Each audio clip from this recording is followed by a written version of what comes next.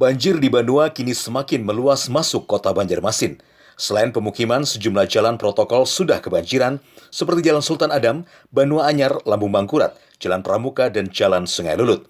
Banjir di Kabupaten Banjar terus meluas ke sejumlah kecamatan. Jumat pagi banjir melanda Kelurahan Sungai Lulut, Kecamatan Sungai Tabuk di Kabupaten Banjar.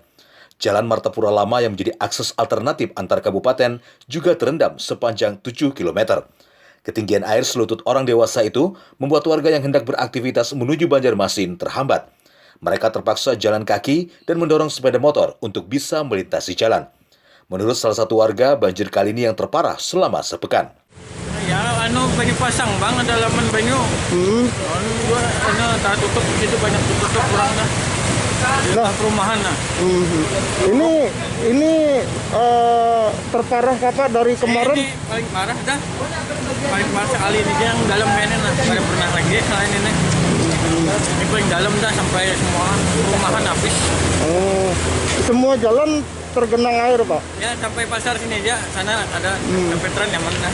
Tarik sini aja. Berapa kilo? Sekitar berapa kilo tuh Pak? Ini 7 kiloan sini. Daerah perbatasan antara Kabupaten Banjar dan Banjarmasin baru tahun ini terkena dampak banjir. Hal ini disebabkan Sungai Martapura yang terus meluap dan curah hujan tinggi.